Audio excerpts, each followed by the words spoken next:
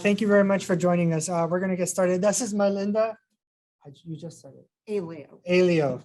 And I'll give her an opportunity to introduce herself shortly in a little bit. But we are going to get started. Today's session, this is kind of the agenda for today's session. We are doing pathways. We're going to talk a little bit about pathway course selection with the foundations of the model programs of study guides that were developed by Education System Center in conjunction with the Community College Board, the State Board of Education, and regional partnerships throughout the state. We're then going to pivot to a little bit about kind of the Illinois Articulation Initiative, and in particular, kind of the use of major courses within that articulation initiative and how they have an influence and a role in kind of pathways design and development.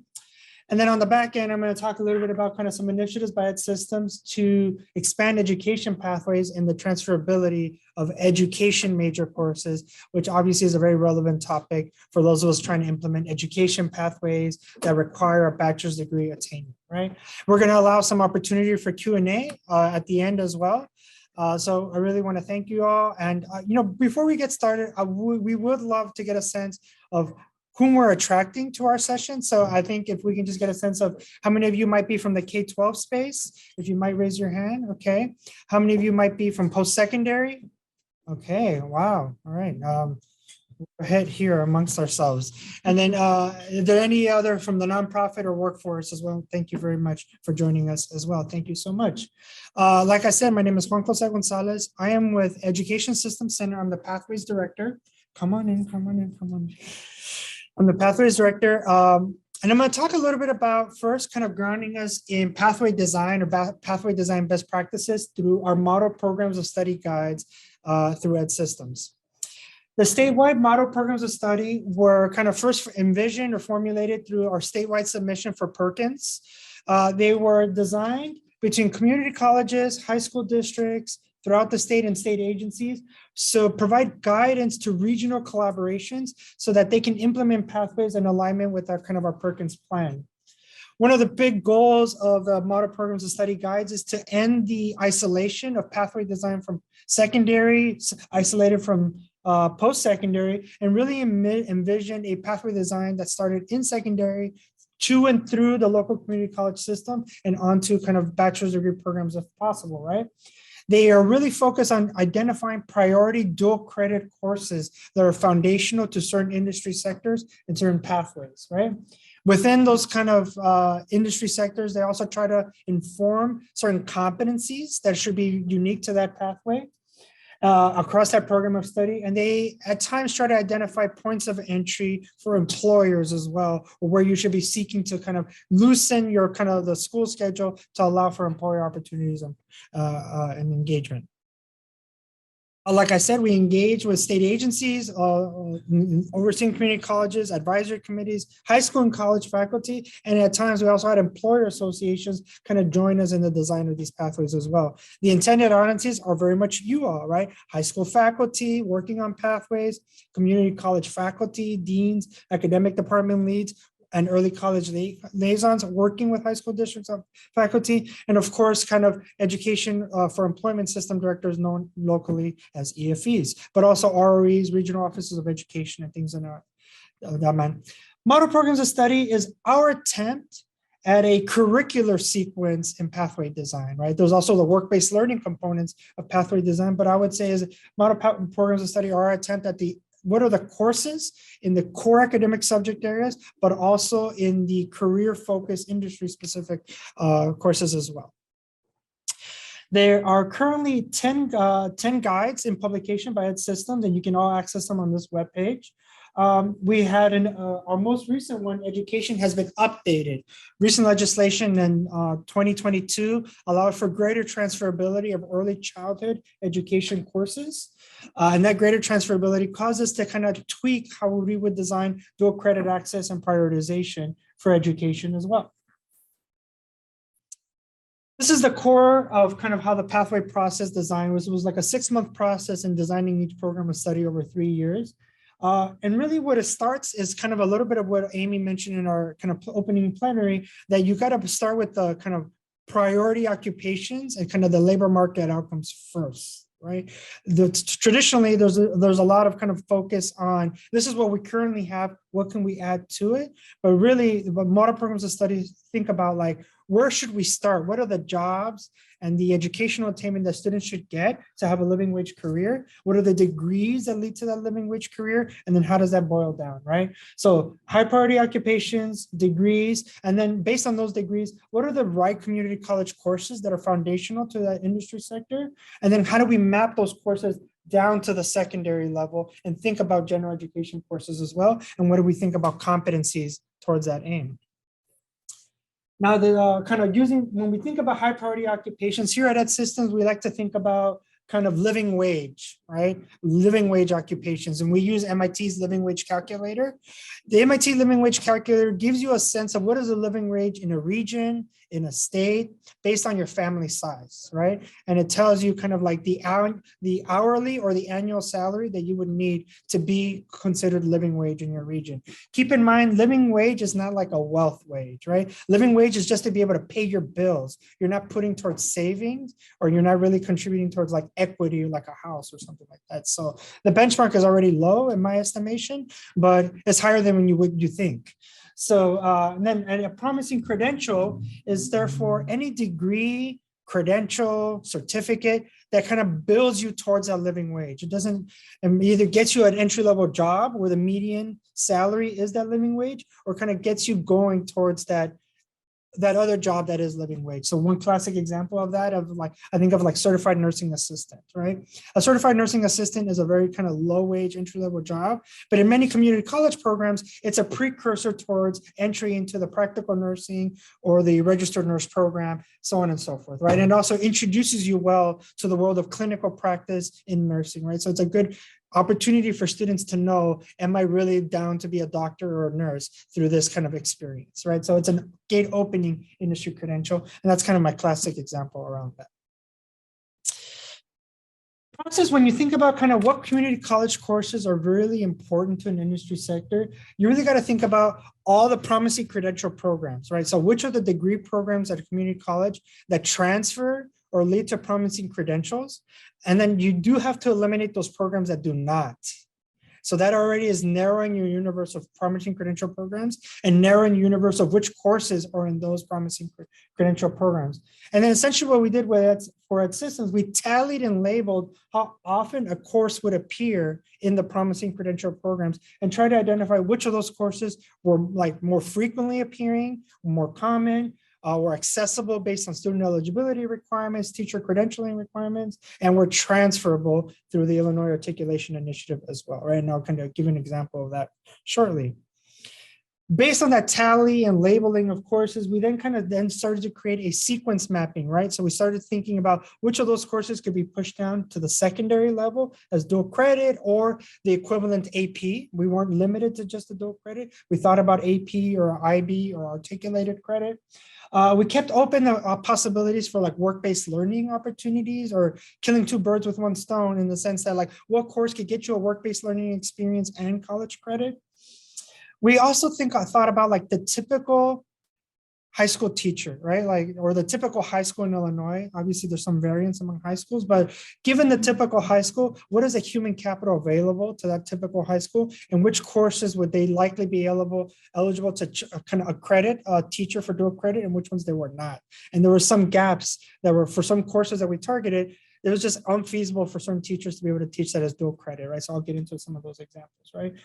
We also thought about kind of like post-secondary sequences that accelerate student. And we thought about obviously like the general education courses as well, right? Yes, I need to know about kind of anatomy and physiology or computer science, but what math, English, and life science should I be taking that complements this pathway uniquely, right? You know, should there be physics in a manufacturing pathway because advanced manufacturing is getting more technical and engineering focused, so on and so forth, right? I'll give an example a little bit of what we did in finance and business in our program of study creation. First thing we did is we started with the survey of community colleges in the state. We didn't look at all community colleges. That data set would be a mess, right? We took a survey, a sample of suburban, urban, and rural colleges, and what were their kind of thinking about what are their promising credential programs, right? We then kind of looked at those promising credential programs and did the tallying and kind of categorization of those courses. And we really thought about kind of which ones were hyper specialized and unique to the college, which of those programs appeared in multiple college, and what were the common like credentials, certificates that were coming across multiple colleges.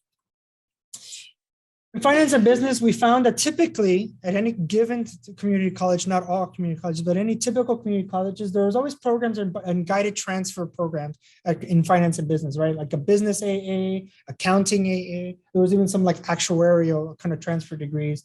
There was also a lot of associates of applied science degrees with subspecialties and like kind of specializations in management, general AAS and HR, marketing, hospitality, things of that nature, right? There was some kind of pop-up around like supply chain associate's degree and certificates. And of course, there was always foundational an applied science degree in accounting, right? Where many times where we hear from many community colleges, it was like career changers. Folks who had like a bachelor's degree were accessing an AAS in accounting as well. And these are the kind of roles that those degrees led to, right? They led to kind of business operations, actuaries. Some of these roles typically place people into small and local businesses, such as like a supervisor or human resource assistant, so on and so forth, right? We did make note in our degree and our kind of design of programs, which courses at the high school level had potential for dual credit, but also had potential to align to the secondary space on the CTE requirements and program of study matrices as well, because these pathways are trying to hit multiple birds with one stone, right? Dual credit, CTE requirements, pathway endorsement, things of that nature. This is an example of kind of a spreadsheet that led to this. Let me see if I can pop this up in a little deeper analysis, right? So for each kind of, this is one example of one college, but I did this for multiple, we did this for multiple colleges. In this case, you see City Colleges of Chicago. Shout out to Siobhan, who's in the house. Thank you very much. Elgin Community College, Rock Valley College. And for each case, we looked at the name of the course or the courses codes that were making up some of their programs. On the right-hand side of each spreadsheet was like the degree programs that were available at that community college. The rows are the courses and some kind of general information about those courses if they're transferable. And then essentially I just tallied how often a course would appear, right? And we would add weights, like if the course was transferable or it was gate opening, meaning if you had to take this course to be eligible for other courses in the major, I gave it an extra weight or an extra value to that course. And through this process, we were trying to figure out which are the really important foundational courses.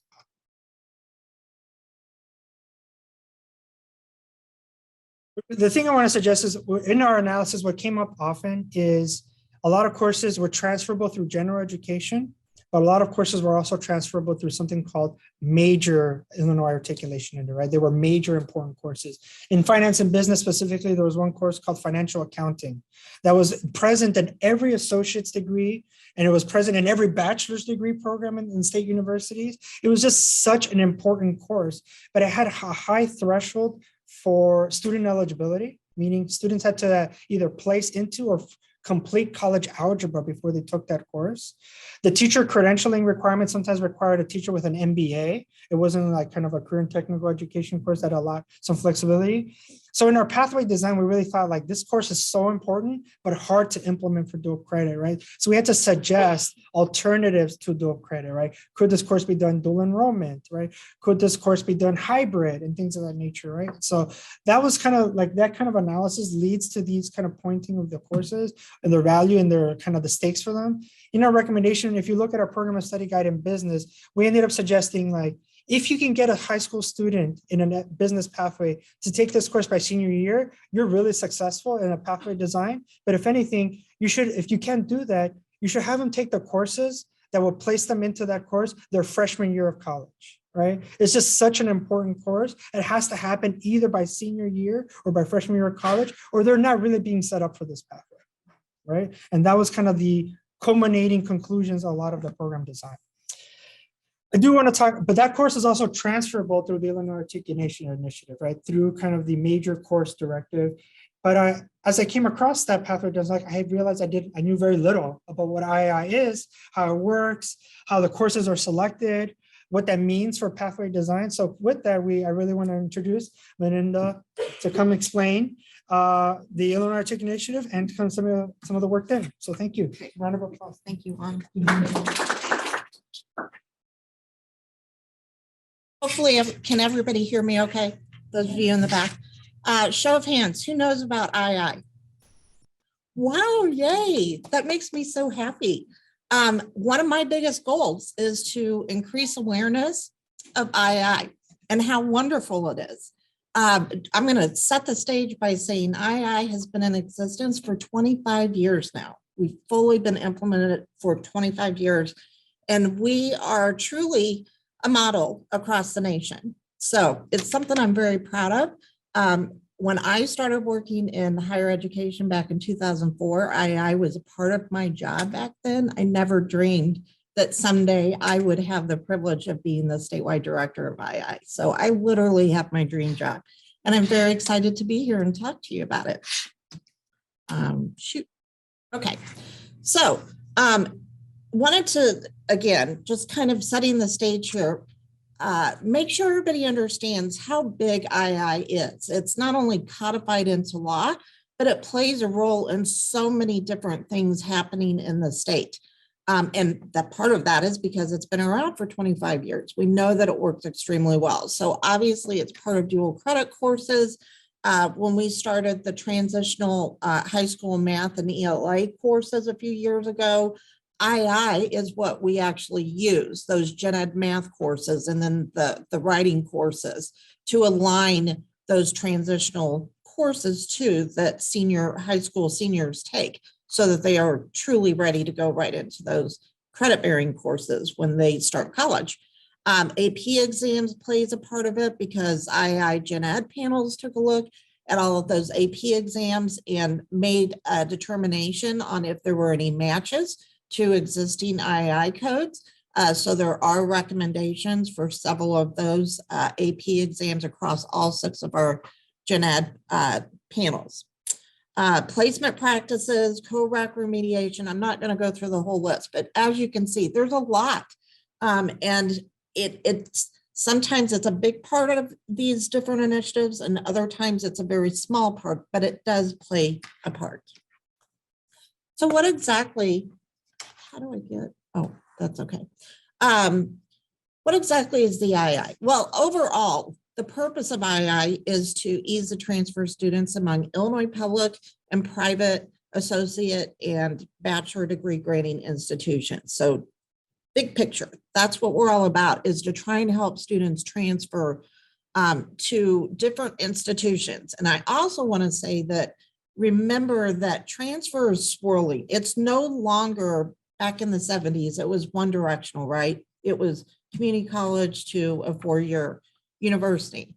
Now you have students that are enrolling sometimes in both institutions at the same time. They'll start at a 4-year, they'll transfer back to a 2-year. On my previous slide, I had about reverse transfer on there as well, because some students will start at a community college and then they'll transfer to the 4-year institution before they complete their associate degree. So now we have a process, a statewide process in place to help those students easily reverse transfer back some of those credits so that they get their associate's degree while they're working towards their bachelor's degree, because we know life happens and sometimes they don't finish their bachelor's degree. So at least they have the associate's degree.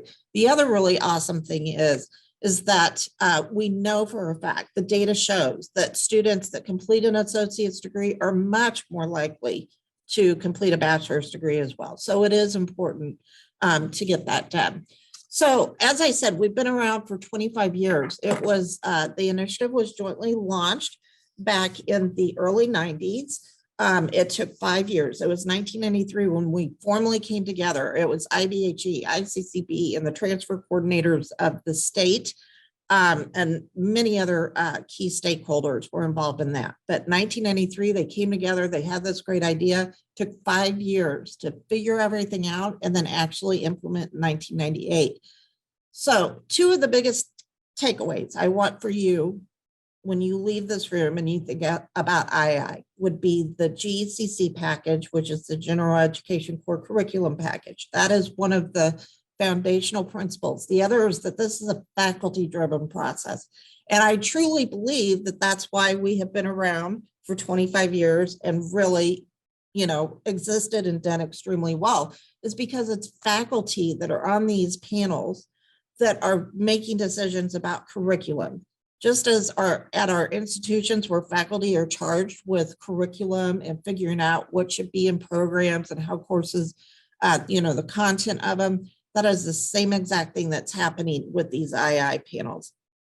But there's also, and we have a majority of the seats are for faculty from both 2-year and 4-year private and public institutions. But we also have seats on each panel for chief academic officer type roles and transfer coordinators, because they serve a different purpose. They're going to, at the end of the day, you're going to have faculty that are saying, well, this has to be in there and this is how it transfers. But a transfer coordinator is going to go, let me tell you how this really works. We look at this and this is how it transfers. So it's important that you have everybody at the table that's providing their perspective and then making decisions. We currently have over 280 descriptors available for gen ed and major courses. And then we also have about 8,500 courses statewide that are currently approved.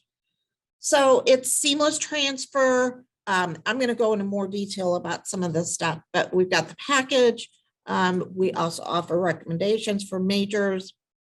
Statewide quality assurance, that's really one of the key features that makes us, again, a national model, because you do have that quality perspective in there. You have faculty from all these different sectors that are in there and at the table that know what should be in a course, no matter if a student is starting at a community college or a university, because freshman and sophomore level courses should be the same, right? And that's the other thing, is that our 2-year and 4-year, actually I'm getting ahead of myself, 2-year and 4-year institutions are equal partners in delivering education to freshmen and sophomore students across the state. And like I said, faculty members, they take primary responsibility for the curriculum. That's how it works in IAI, just as it happens at our institutions. And then institutions, just today's the theme, it's partnership. That's what our state's all about, right? It has been for a long, long time. And this is another thing where partnerships plays a role in that. I apologize because I don't know how much time we have for questions, but can you articulate a little bit that text highlighted in blue, all 60 public institutions are mandated? Yep. I'm particularly interested to understand how 4-year schools are obligated to participate in anything that it's taught in the first 4 semesters. And to be more specific, there is an IAI course for engineering majors that colleges obtain, let's say, the IAI stamp of approval, but then selectively a 4-year school, public institution, can step out, which then, of course, immediately starts at 48 attempts to how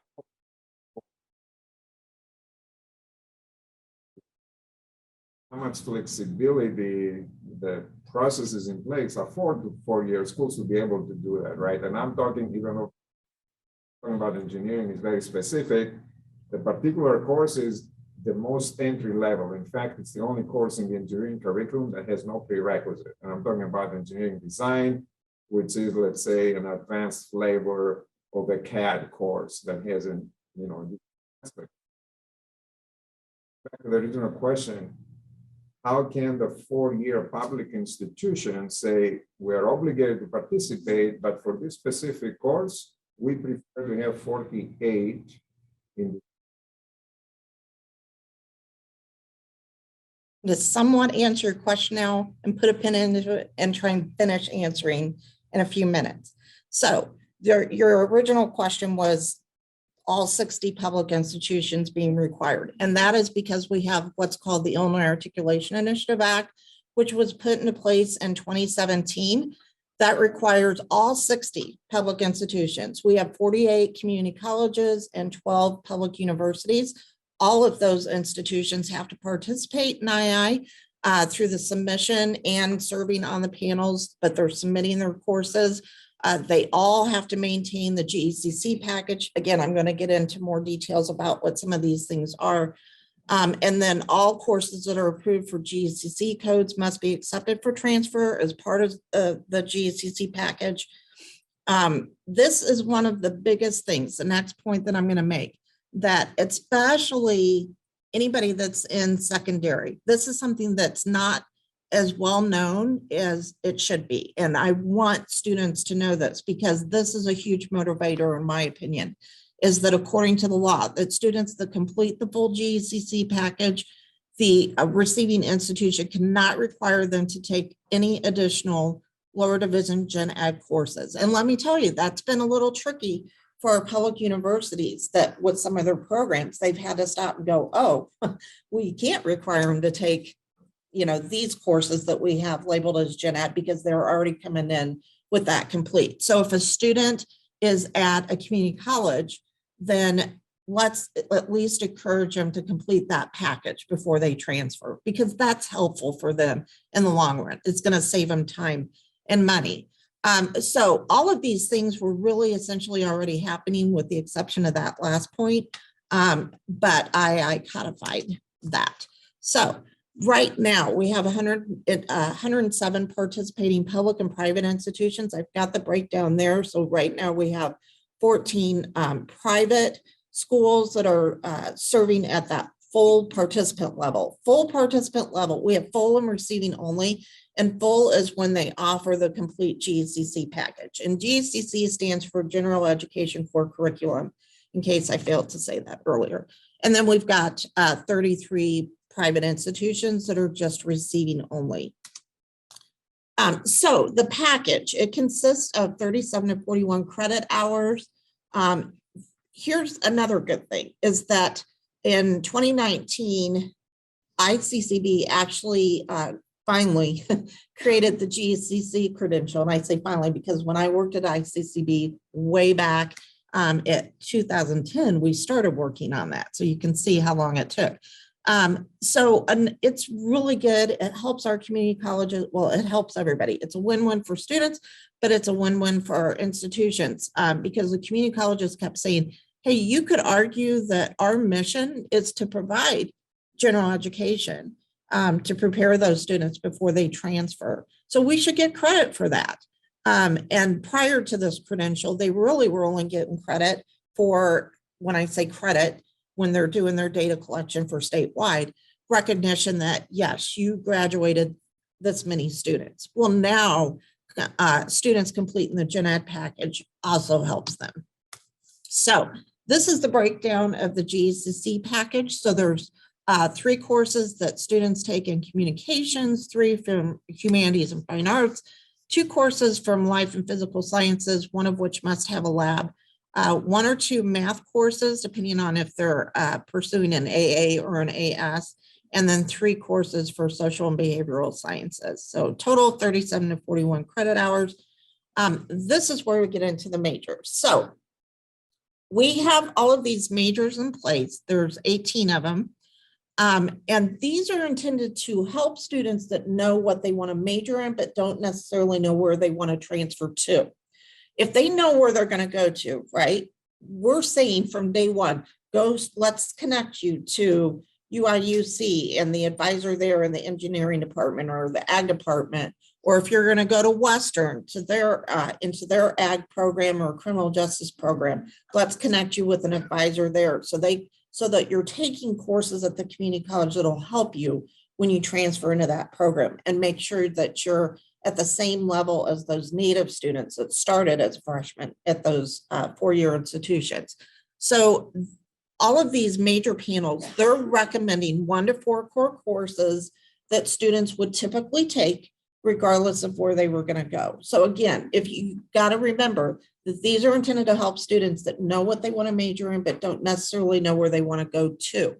Now, I said 1 to 4 core courses because we don't want students, especially if they haven't decided where they're going to go, we don't want them taking more than 4 core courses, right? In a major, that's what they're supposed to do at the university. The community college, let's focus on getting those gen ed done, but also doing some of these other major basic level major courses. And then I have an example. Juan had talked about business as a career pathway.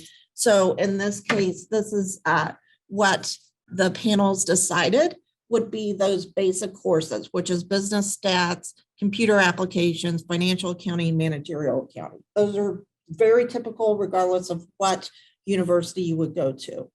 That's engineering is its own special little deal. We have all kinds of specialties built within that. So depending on, if it's mechanical engineering or civil engineering, there's different recommendations there. Course descriptor example. So institutions, they can't just randomly submit their courses to a panel. They have to actually align to a course descriptor. So in this case, it's Business 901. And one of the Excel sheets that he was showing, I don't know if you saw, there was a column that said IAI code. If one of those, were they dual credit courses or what was it that you had in there? No, the courses were just community college. Just community college courses. So there was a list if they were IAI approved, and that could be gen ed approved or major approved. But regardless, we have all these different descriptors. So an institution would take their course, in this case, business stats, and take a look at it and say, yeah, this matches up. Let's pursue this major code. And then they will submit that course to the major panel, business major panel, and they'll look at it. They'll compare it against the descriptor, but they'll also look at the course approval criteria, because there are several things. It's not just looking at a course description. And the reason for that is because we're talking about statewide transfer. We're not talking about, transferring just from one institution to the other. So the process in a nutshell, this sounds so simple. It's not. It's complicated, but we've got it down to a fine science. And that's where I said, institutions take their vetted courses. That means they're established. Then they decide if they want to pursue a particular code. They look at that code, make sure that their courses align, just like in the business stats. That is very different than a gen ed stats, because you have to have business applications that's integrated into that major course. And that's a lot of institutions don't get approval for that code because they just have it as a gen ed stats. They're not actually integrating those business applications. So an institution submits that into what we call our iManage system. And then the panel members look at those courses, comparing it to the descriptor, the course approval criteria, just making sure that all the required topics are being adequately covered. That, let's say if it's a history course, that there's enough writing integrated throughout the course. There's just every descriptor and panel is a little bit different in terms of what's expected. But again, you're looking for that quality to make sure that everything is adequately being covered. So I didn't fully address your question. Let me do my next couple of slides.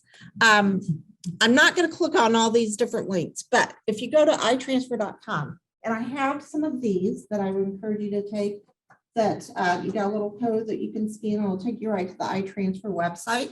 That's where all of our information, everything we do in II is public. There is nothing that's hidden. We are very transparent. If you can't find it on the iTransfer site, call us, email us, we'll help you find it. So you can go on there, you can see all the different descriptors that are available. You can also look for a particular school and see what courses they have approved. If you're thinking about, wanting to create like a pathway program or 2+2, something like that. And Juan had indicated that because dual credit is an important part of the pathways, talk a little bit about who can teach dual credit courses. Now that's something that is handled by ICCB and IBAG. II doesn't have any ruling over that. And I say that because I've gotten 2 questions about that recently. Like, no, I don't have that kind of power.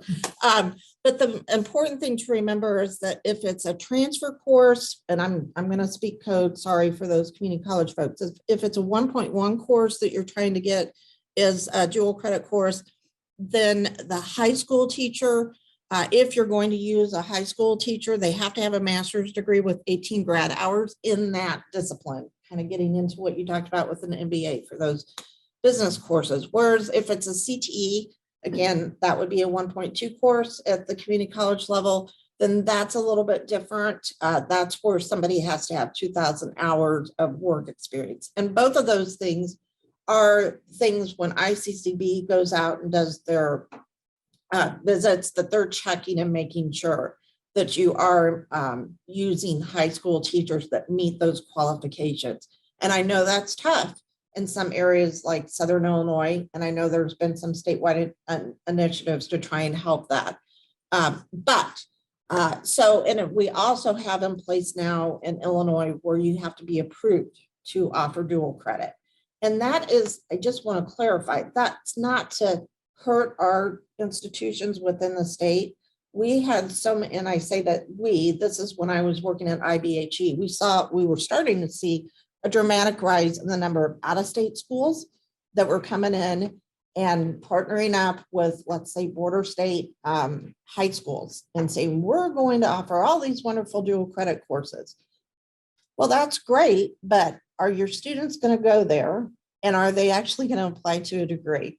So we saw that as a little bit predatory and not helping our students here in Illinois. And that's what we're all about. So now there's a process that institutions have to go through to actually be approved to offer dual credit in Illinois. And again, that's just to protect students. But there was also another push to encourage students to take, or for institutions to offer gen ed courses as dual credit, because we have that package. We have that law now that says if a student has completed that package, they can't be required to take additional gen eds. So there's some good things that have been happening there with dual credit. So getting back to what you were asking about with the majors. So it's kind of funny because we've got some legislation out there. There's one or two, at least, possible amendments to the IAI Act. And right now, the law states that all of the public universities have to participate in the major panels for which they offer that major on campus. So if they have an engineering program, then they're supposed to participate in the major IAI major panel. And participate, that is defined by they're submitting their course. Again, there has to be a particular descriptor that matches that, and they're seeking approval for that. Now, the rub is that all 12 of our public universities got hit with audit findings for non-compliance in that. Some just weren't submitting. They're all trying to submit. They have been trying to submit, but they're not getting approval. And the state auditors are pushing back saying, well, you need to change your curriculum to match. And that wasn't the intention. So we're trying to work through that. But we've also made a lot of progress on the public universities getting several major courses. I mean, the numbers is, risen dramatically. And then the other part of that potential amendment. Yeah, it can't just be something they throw in the books, because that was another way of, well, we could try and circumvent the audit, but that's not what we want. And then another amendment that's out there would be directly addressing what you're asking about, that it would have to be considered a direct equivalent. If a student took a course, let's say the community college that was IAI major approved, and even if it wasn't IAI major approved at the receiving institution, they would have to get direct equivalent to whatever course that they're offering at the receiving institution. So there's some things up in the air. That's why I can't directly answer you. I can just tell you how it is right now. And most institutions actually are already trying to do a direct equivalent.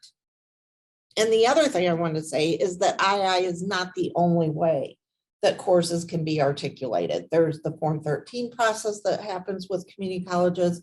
There's the direct, articulation agreements. There's just a lot of other ways, although IAI is the primary way that this is happening and serving the majority of our students.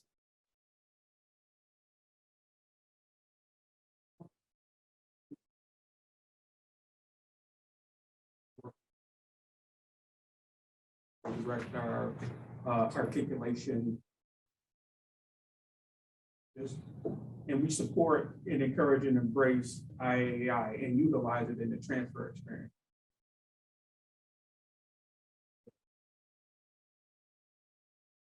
Go by the wayside because students and institutions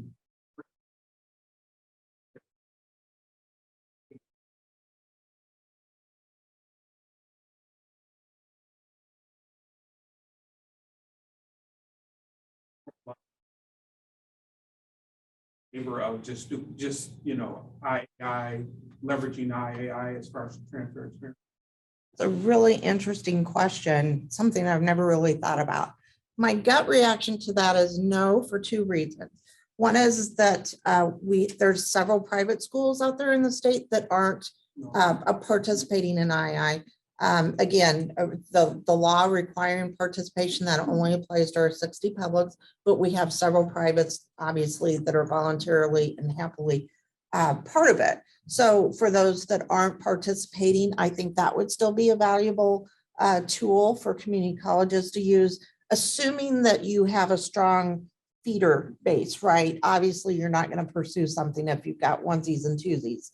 But if you have a large number of students that, because this private institution is really known for this, that's well worth it.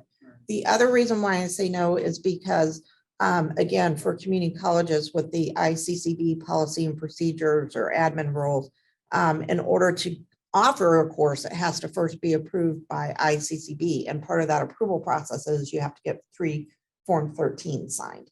So that's why I'm thinking that that's always going to be there. But who knows? Right. We're in a new world, right? The reason that I asked that question is because I hear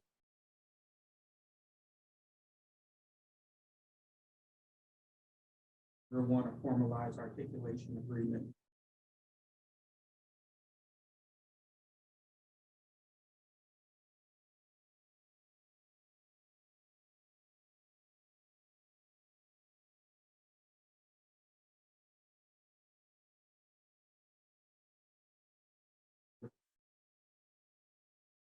Well, it's just really interesting because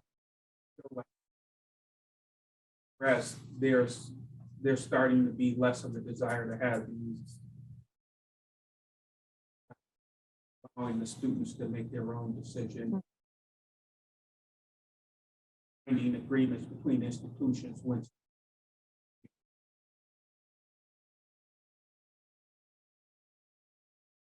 Transfer guides definitely are on the rise, and they're so helpful to students, especially as we know more and more students are doing self-advising.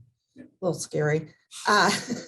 But when you have, like, I'm going to use Illinois State University, which is where IAI is housed, they have wonderful transfer guides. And they're actually using a course file where they can see all the IAI courses that are approved. They know right away, hey, those are going to match up here. And that plays a little bit of a part in their transfer guides too. I do want to take a pause on questions. I have 2 or 3 more slides to get through, and then that'll time, I think, the time as well to kind of wrap up final, like, with questions, right? So, and I think this stresses a little bit of your concern, right? Specifically in the area of education, right? There has been a lot of, over the last couple of years, there's been a lot of investment by the state in scaling pathways in education that start earlier, starting in high school, right, to address the teacher shortage. Some examples of that are scaling education pathways in Illinois, which has been kind of and our model programs of study for education, but also the Illinois State Board of Education has made huge investments in CTE, in high school level career and technical education, incentivizing students early on to think about a career as an educator and or administrator, right? So the idea is kind of to increase the number of high school students engaging in education specific coursework, primarily through the community college system, where kind of a lot of that education dual credit can happen, but it's not exclusively, right? There are a lot of universities engaging in education dual credit and transfer. The problem was, or has been, that though the transferability of those courses, sorry, let me see if I can go back. The transferability of those courses between community college and university is too dependent on regional articulation agreements, right? Many students don't know what kind of universities they want to. So really, and it's not only dependent on those regional agreements, but it's dependent on the personalities of the institutions that form those agreements, right? So the transferability is ad hoc, sporadic, and inconsistent in Southern Illinois, Southeastern Illinois, Northwestern Illinois. And that is one of the big tensions and frustrations when we're trying to accelerate the number of students pursuing this career, but they hit roadblocks in transferability, particularly if they start taking dual credit courses. So this has kind of been the issue in early childhood and education, right? We at Ed Systems kind of been calling for IBH and ISB to kind of increase the transferability, potentially, not exclusively, but potentially through the IAI process, right? There's an early childhood panel for IAI, but there's not a general education panel that tackles like secondary, elementary, or special education, right? So I encourage you, when you get access to this website, to go on our website, go to our YouTube video, to look at some of the work that is happening in our South Central rural Illinois of Kaskaskia Community College and the Aiello School District, and a new partnership they have with McKendree. They highlight the difficulties they had in thinking about what dual credit courses should they offer, because they wanted to maximize transferability of those courses. But the community college was also hitting a barrier of transferability with their local universities. And that was like, that barrier from the community college was trickling down to the high school selection process, right? What I want to kind of show now is there's been new legislation proposed around specifically education II panels, right? Ed Systems are not introduced to this legislation, but it seems to generally align with what we were saying. What the idea is that it's mandating the transfer of major courses, specifically in the area of education, by requiring public colleges and universities to accept all major courses for education through the IAI and through equivalent processes, and it establishes a panel for education. So I think this is kind of two of the questions, addresses two of your concerns and questions, right? Like there's an appetite or a potential appetite for mandating that transfer and that students don't have to retake their course at the university level, which would seem to kind of diminish the role of unique articulation agreements, but that's not always going to go away, right? But it's the idea of like, how do we increase that transferability and not have it be too dependent on regional or kind of personnel collaboration, right? And then for that, that's kind of the end of my sections on that. But any other questions from folks that we could address? Yeah, go ahead. It's more like a state. So here is the challenge we have, right? You have transferology, which is a great tool. It's like ChatGPT, it's a tool. And the person who is using it, unless they really know how to use it and how to stretch it to the limits, usually does not produce good results. And here's what I mean by that. I work for Moraine Valley. We have an associate in engineering science. Allow the coursework. Otherwise, when our own advising staff sometimes, well, depends which school you want to transfer to, as if there is a guarantee that they will transfer, let's say, to the Granger College of Engineering program of study, and they start becoming course takers, which is a traditional world. If you're undecided, if you're some courses to explore. So basically, we start, let's say, 100 students in the engineering program that are calculus one ready, and maybe have 5 or 6 showing up at graduation, even though more than 60 successful.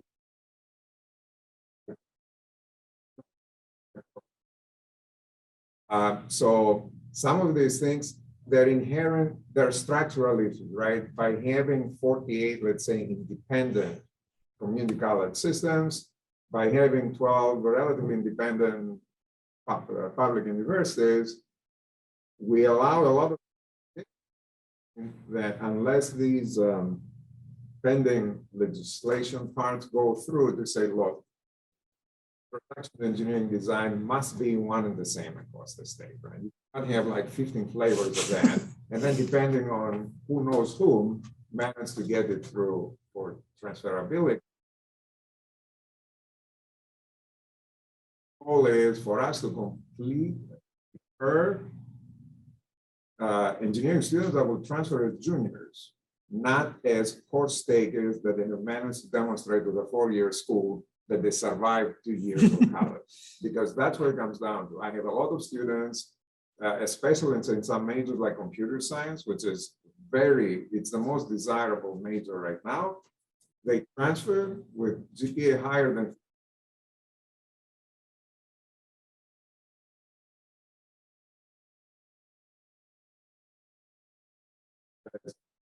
brought up as an example because it's a foundational course that has no prerequisites. Computer science.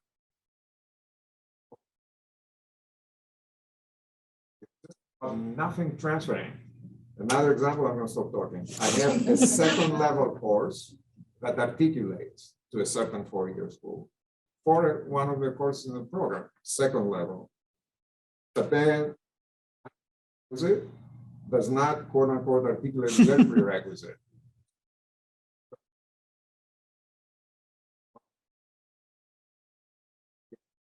Taking computer science to either, because now that's a prerequisite. So It's frustrating. it's frustrating. Our conversation back, there's a 50K coalition that they're attempting to put a lot of underrepresented minorities to earn an engineering degree. Big concern and challenge, and if you have some advice, just because the system was legislated, it doesn't mean it's effectively the minutia, right? So I know the process of getting IAI. Well, I do not know the process. All 4-year schools, engineering programs, experiences, first year experience, right? Anywhere between 1 and 3.